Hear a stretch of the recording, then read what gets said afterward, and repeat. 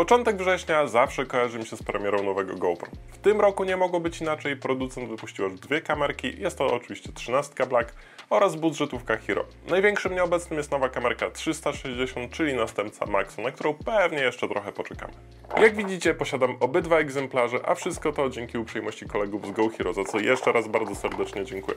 Słuchajcie, dzisiaj skupimy się na unboxingu, na takich pierwszych wrażeniach. Jeżeli chcielibyście film na zasadzie Q&A poświęcony GoPro, dajcie znać w komentarzach i żeby nie przedłużać, zaczynamy. Standardowo zaczynamy od ceny, która według mnie jest bardzo przyjemnym zaskoczeniem w obydwu przypadkach.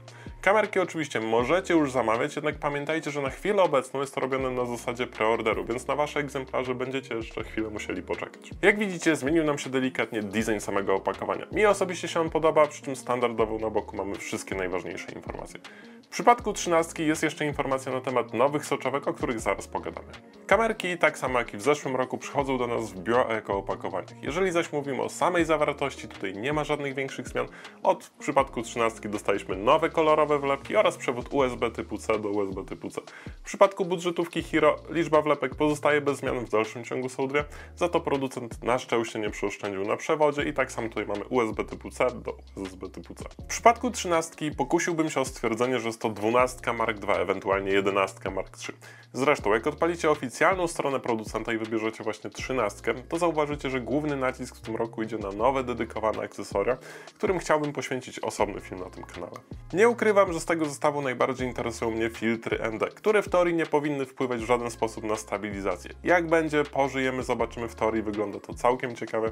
Też bardzo podoba mi się ten patent, że podpinacie soczewkę i kamerka rozpoznaje, co jest do niej podpięte. Następnie mamy nową nakładkę szerokokątną, która jakoś średnio mnie grzeje, ale żebyśmy się też dobrze zrozumieli, ja nie jestem fanem nagrywania wszystkiego na ultra szerokim kącie. Ona na 100% znajdzie swoich zwolenników. Za to nakładka makro wydaje mi się bardzo fajną i ciekawą propozycją, przy czym zdaję sobie sprawę, że GoPro to jest kamerka sportowa.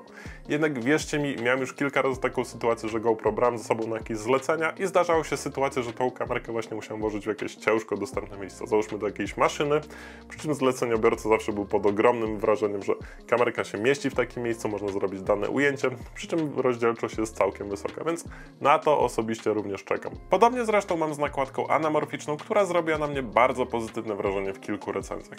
Fun fact, podobny efekt jestem w stanie osiągnąć dzięki produktom od firmy Motion VFX, które idealnie sprawdzają mi się przy Finalu, przy czym te wtyczki również będą pracowały z programami typu Premiere Pro czy załóżmy DaVinci.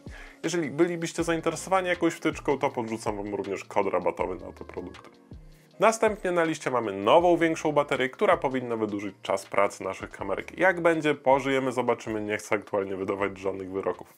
Na 100% muszę pochwalić producenta za ten magnetyczny przewód do ładowania oraz drzwiczki. Bardzo fajny patent do timelapsu, wydaje mi się, że takie rozwiązanie sprawdzi się super.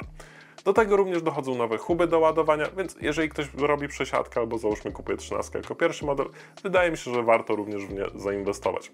Z patentów, które możecie już kojarzyć od konkurencji, mamy tutaj również magnetyczne mocowanie, które osobiście nie jest mi do szczęścia potrzebne, no ale na pewno znajdzie swoich zwolenników. Wrócił również GPS. Niektórzy będą tym rozbawieni, jeszcze inni zażenowani. Ja jednak wychodzę z takiego założenia, że firma potrafi słuchać klientów, potrafi się przyznać do błędu, jeżeli w ogóle możemy to tak nazwać. W temacie specyfikacji praktycznie niczym Was nie zaskoczę, podobnie zresztą będzie w temacie samego sensora.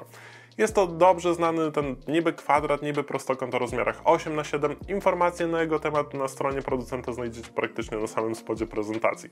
Przy czym bardzo ładnie producent ubrał to słowa na zasadzie Tall Image Sensor.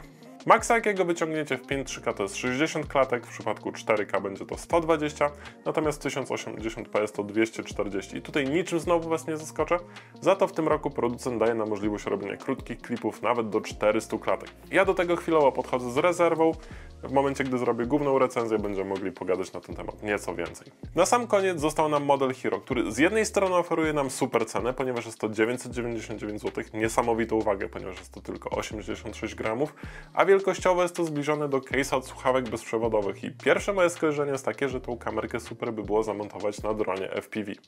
Z drugiej strony zdaję sobie sprawę z tego, że ta kamerka w temacie specyfikacji nie powala. W końcu 11 mini czy załóżmy model Bones, który u nas tak łatwo nie był dostępny, dawał zdecydowanie zdecydowanie więcej możliwości.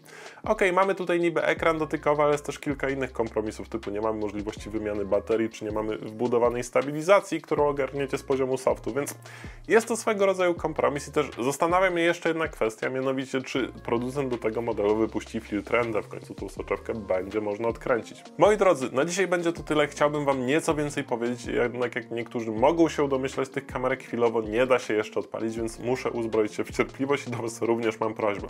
W teorii jest tak, że tą kamerkę niby można ogarnąć z poziomu apki Quick, ponieważ wyskakuje mi informacja o update'cie, jednak nie da się tego zrobić. Też ostatni egzemplarz, jaki się wyświetla, jest to 12 Black. Słuchajcie, widzimy się na dniach w pełnych recenzjach. Dzięki za dzisiaj, do zobaczenia.